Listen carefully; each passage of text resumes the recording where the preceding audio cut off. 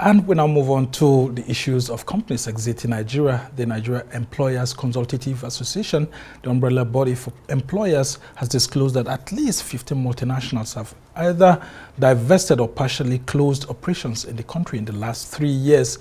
The Director General of NECA, Adewale Oyerinde, says this development will lead to massive job losses across sectors and will continue to create insecurity challenges, among other issues. He says within the value chain, numerous enterprises serve as suppliers to these major corporations, and their sustainability is significantly compromised when the primary businesses they cater to face extinction.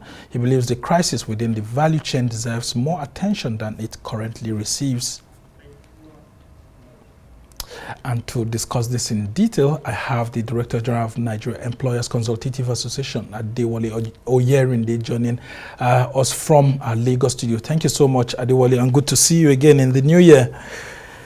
Yeah, so talk. Thank you. Good evening. Yeah, so talk to us about these 20,000 job losses that may have occurred as a result of the exit of these 15 multinational companies from Nigeria within the last 3 years. Thank you very much for having us. 20,000, a very conservative number. For us, it's like a mother that loses a child. She's still grieving, or she was still grieving, then she loses another, then another, and another. So you can imagine how distressing or how confused she probably will be. And that's the scenario that we faced in the last 2-3 years when we have the sequential exit or partial closure of many of these businesses. Sometimes we lose sight, and that is the risk that we all face. We lose sight of the main danger that we face, because let's pick one big organization, one big multinational. It is instructive to note that that same organization probably has many other organizations, many SMEs, many MSMEs that are supplying it inputs. So the closure of that organization and the loss of job by the workers in that place will lead to the total or partial loss of all the businesses that are supplying it, which creates a bigger problem for us within the context of revenue generation, even for government, the stability of the host community, revenue for the individual employee that will have lost his job, the capacity of the household to continue to survive, and the capacity of even governments to continue to generate revenue within the context of corporate tax, and also payee that the employees are paying. So it's a big issue that we think the government should not treat with levity. We might be confusing ourselves with the fact that some other organizations are coming in, but what are you gaining if you lose 3 and 1 comes in? And it changes the whole dynamics of the skilled correlation. Pick a business in manufacturing, that closes. The skill set for manufacturing is probably different from the skill set in steel manufacturing. So you find out that the people that would have lost their job in food and beverages, they will find it difficult to find relevance within the context of the steel industry. So it causes a whole skill distortion in the whole economy, which are the facts that we are throwing to government, and the need for the government to take a very rapid and proactive steps to address all these issues. And one critical factor here is that it looks like the political actors don't seem to be paying attention to some of these issues being raised by NECA. Because I remember we discussed about it sometime 2 years ago on the need for government to really pay attention. And while you are raising the alarm over multinational companies leaving, there are lots of national companies, domestic investors who are closing their factories here and there. Absolutely. And some of those factories are even being converted to religious centers. How much of a big issue is this? Now, I think it's very instructive to say at this point that before a business will close shop, or before the stakeholders will decide, or the investors will decide that let's leave this climate, let's leave this environment, It takes an average of 18 months. You know, they probably will have looked at the trend, look at the regulatory, look at the legislative environment. Is it conducive? Is government policy consistent?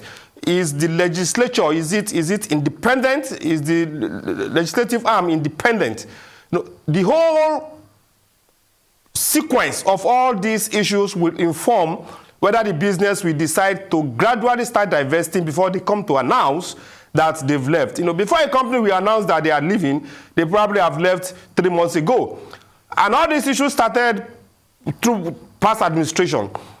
Now, the present government has taken certain steps, which we hope will be sustainable and which we hope might arrest, not stop totally, arrest the rapid exit of many organizations in this place. And we just hope that the government will be focused enough to continue to deepen its reforms, continue to engage organized private sector, continue to proactively create the environment that will make local businesses, current businesses sustainable, so that the foreign ones that the president is marketing can come. For any business, any foreign investor to come to this country, he probably will not listen to the pamphlets or to the prose or to the beautiful songs of the Ministry of Industry, Trade and Investment or the Ministry of Finance. The investor will probably call another investor, local investor, and ask, how is the regulatory environment?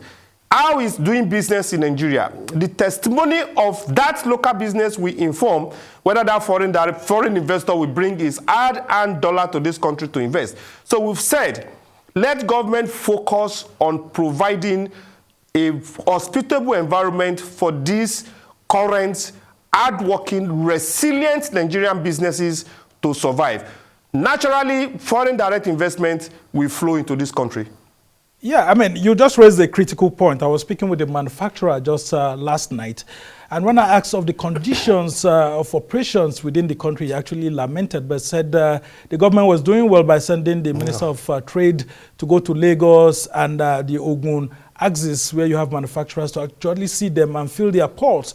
But one thing he mentioned to me very clearly is that if the government goes abroad to court investors, most of those investors that they are courting will first of all call people like him in Nigeria and ask him, how do you see this proposition by your government? What's the operating environment like? And of course, the answers people like him will give to those people will make more informed decision than whatever our political actors say over there. So that there is a need to actually look at domestic investors and people who own factories and companies in Nigeria. How does the government engage these people further, apart from this trip that we've had the Minister of Trade going on a tour of the companies and factories within the Lagos-Ogun axis? You know, it goes beyond why we commend the Minister for Industry and Investment, why we commend the President for the 75 billion that is earmarked for manufacturing. I think it goes beyond the direct intervention. You know, this is how it works. And except you are in that ecosystem, you probably will not have the bigger picture.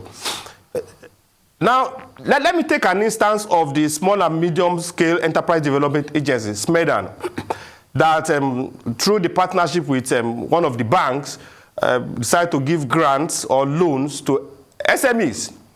Now, you might provide them cash, the same way government is trying to provide 75 billion to manufacturing industries and support so many other MSMEs. But if you don't address the regulatory environment, if you don't address the legislative environment, then you are setting up those businesses to fail. You know, if we still have challenges with power, we still have challenges with forex, regulators are becoming draconian in the application of those laws. Legislators are going beyond the bounds of their oversight functions and causing distortions to business operations.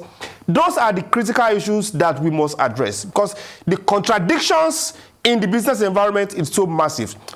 If you are not careful, you provide funds, and that's what we saw with the last CBN, the last administration, when CBN was directly involved in so many interventions. They were giving loans, different kind of loans, but the environment is so stifling, so uncomfortable for those businesses that the number of defaulters, defaulting loans, became quite unimaginable for CBN to manage. So for us, beyond the minister coming to Lagos, coming to Ogun State to look at those businesses, they must also deal with the contradictions that is inherent in this system. If we don't deal with those contradictions, businesses will come, they will start like the one we saw in Akwa Ibom, less than 5 years. They will come, employ Nigerians, and after a while, when those businesses become unsustainable, they will leave. It should give us a lot of concern when big brands like GSK, like Unilever, like Sanofi, they are reconsidering their business model in Nigeria. These are big organizations, and it sends a wrong signal to any foreign direct investors that we are currently cutting. All right, as we try to round off this conversation, talk to me about what some of the government officials are also saying, that it's not only happening in Nigeria, it's also happening in other countries within Africa and all of that. But some of these multinationals are moving their operations out of Nigeria and going to some neighboring countries, manufacturing there, and then deciding to send their products to Nigeria. Does that get you so much worried? And if you were close to President Tinubu and you have to advise him, what exactly are those things that you ask his government to put in place to help reduce these challenges and, of course, boost job creation? You know, it's like the analogy of your 5 figures, and somebody is saying all figures are not equal. But my question is, why should yours be the shortest? You know, the dynamics of Nigeria is quite different, and you need to really be a patriotic Nigerian and a bit of have some level of research sense to understand that Nigeria has the highest population in Africa. Arguably, probably the 5th, one of the 10th largest country in the world.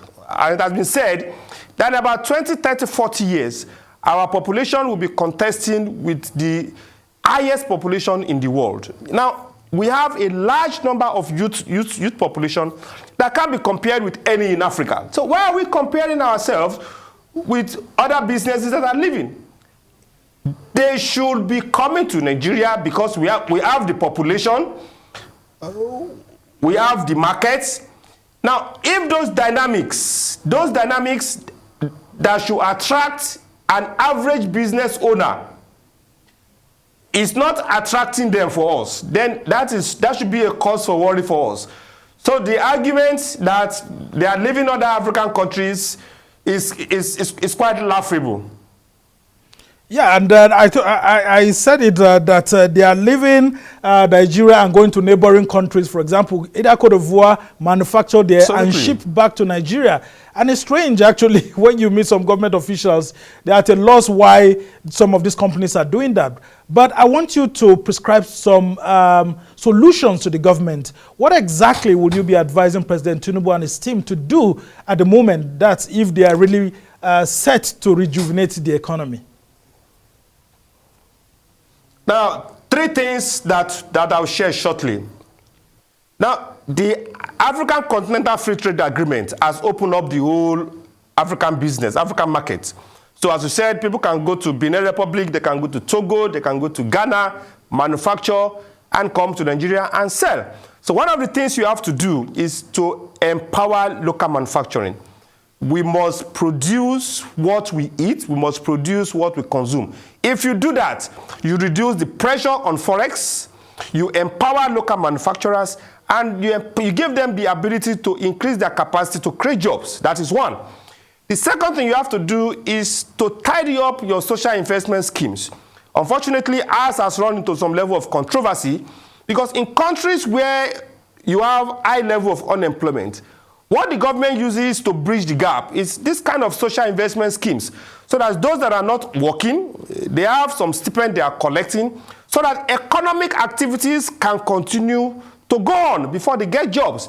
So we must deepen our social investment parameters so that we can get it right. All right. And the third we should do is to focus on skills development. Technical skills development is the way to go. And we currently run a very viable partnership with the Industrial Training Fund, where we have trained thousands and thousands of Nigerian youths on technical skills. That way, they can become entrepreneurs and not just job seekers. All right, we must thank you so much, Adewale Oyerinde, who is the Director General of the Nigeria Employers Consultative Association, for providing that insight. And of course, I'm very sure that the government is listening, especially with the Minister of Trade making a tour of some factories and manufacturing plants in the Lagos-Ogun axis. Thank you so much.